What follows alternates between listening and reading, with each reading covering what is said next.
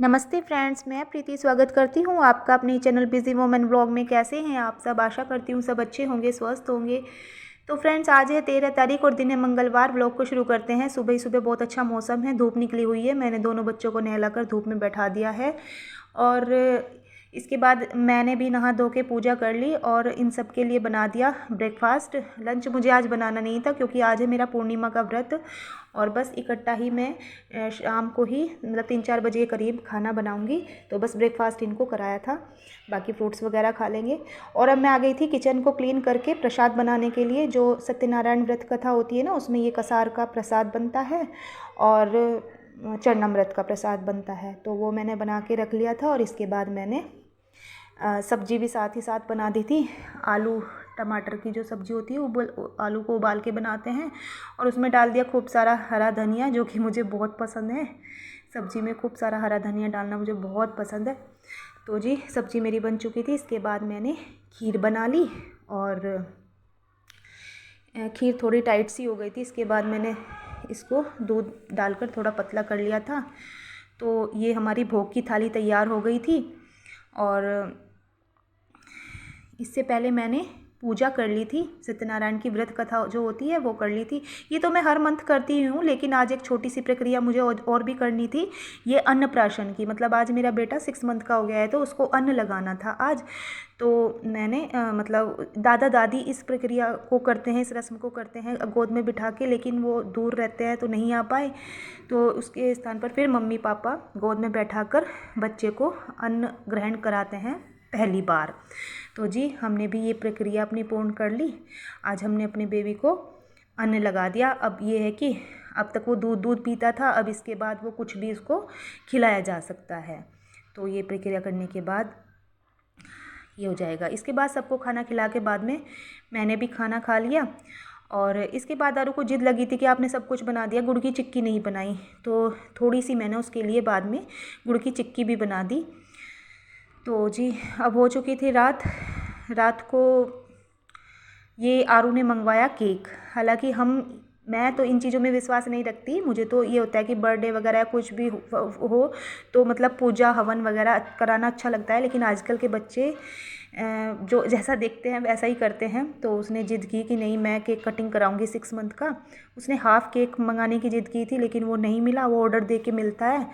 तो फिर ये ऐसा ही बड़े वाला ही केक, मतलब पूरा केक ही ले आए और इसके बाद हमने रुद्रांश से केक कटिंग कराई। और रुद्रांश भी ये सब देख के बहुत खुश हो रहा था। उसको अजीब लग रहा था कि क्या हो रहा है, क्या कर रहे हैं, क्लैपिंग हो रही थी तो उसको बहुत अच्छा लग रहा था और वो बहुत खुश हो रहा था।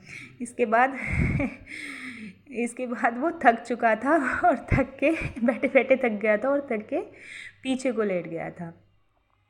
तो जी, खैर कोई फ़र्क नहीं पड़ता मालिया ये छोटी मोटी चीज़ों से, लेकिन बच्चों के लिए सब कुछ करना पड़ता है। अच्छा लगता है, बच्चे भी खुश हो जाते हैं और घर में एक थोड़ा सा माहौल चेंज हो जाता है। इस तरह के जो छोटे छोटे से हम ये काम करते रहते हैं, फंक्शन करते रहते हैं। तो ये देखिए, ये इसको थकान हो गई थी और ये पीछे को लेट गया था। इसके बाद हमने आज, क्योंकि अन्नप्राशन करा दिया था इसको, तो थोड़ा सा केक हमने इसको रुद्रांश को भी खिला दिया। बस जी, इसके बाद रात हो गई थी। इसके बाद मैंने आरू को केक खिलाया, इनको केक खिलाया, फिर इसके बाद आरू ने मुझको केक खिलाया और इस तरह से बीता हमारा ये मंगलवार का दिन। इसके बाद मॉर्निंग में आ गई जी 14 तारीख और आज है मकर संक्रांति और मैंने खिचड़ी की तैयारी कर ली है। और इधर मैं तैयारी कर रही हूँ वो पूजने की, जो मतलब खिचड़ी वगैरह पूजती है। और क्योंकि जल्दी जल्दी से काम मैं निपटा रही हूँ क्योंकि मुझे जाना था आज एक पार्टी में। तो मैं तैयार हो रही हूँ इधर और तैयार होने के बाद मुझे याद आया, अरे मैंने ब्रासलेट वगैरह तो कुछ पहना ही नहीं।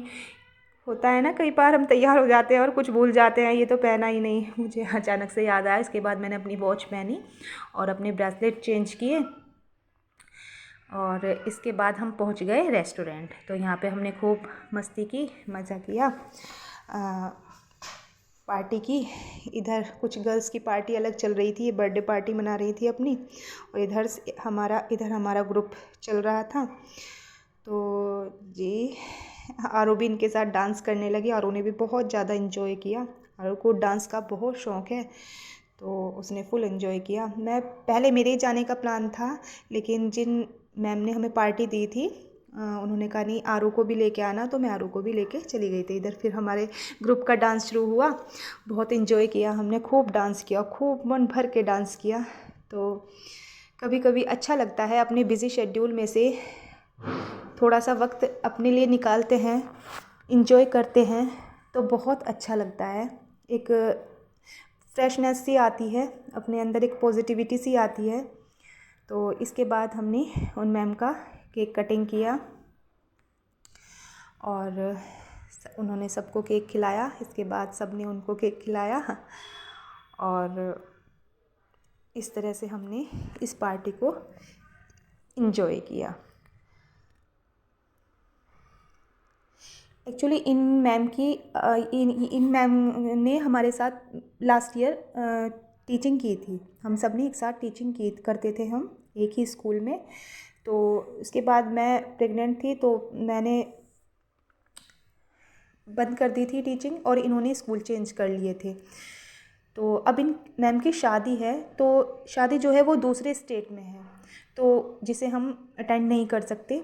तो इन्होंने कहा कि मैं यहीं पे ही आप लोगों के लिए पार्टी दूंगी, आपको आना है। तो हम सब उनकी पार्टी में गए थे और इसके बाद खूब मस्ती हुई। इसके बाद हमने उनको गिफ्ट्स वगैरह दिए, बहुत मज़ा किया, खूब इन्जॉय किया।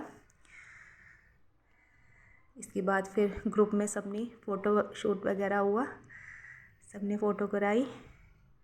तो फ्रेंड्स, अपने बिज़ी शेड्यूल में से कभी कभी अपने लिए भी वक्त निकाल लेना चाहिए। अब ये मैं जो बहुत बिज़ी टाइम में से अपने टाइम निकाल के गई थी, रुद्रांश को हालांकि घर पे छोड़ के गई थी उनके पापा के पास, लेकिन मेरा ये एक घंटे के लिए ही मैं गई थी, लेकिन ये 1 घंटा मुझे 1 महीने की एनर्जी दे के चला गया। मतलब मैं इतनी एनर्जेटिक हो गई। तो मतलब अपनी बोर से हो जाते हैं डेली के वही उसी रूटीन में, वही काम में बोर से हो जाते हैं। तो इस तरह के लिए मतलब इस तरह से हम कुछ अगर एक्स्ट्रा करते हैं, कुछ इन्जॉय करते हैं, तो थोड़ी पॉजिटिविटी सी आती है, रिफ़्रेश से हो जाते हैं, माइंड भी अच्छा हो जाता है। तो मेरा तो यही मानना है कि कभी कभार अपने लिए भी कुछ टाइम निकाल के बिज़ी शेड्यूल में से अपने और थोड़ा सा इन्जॉय कर लिया करो फ्रेंड्स।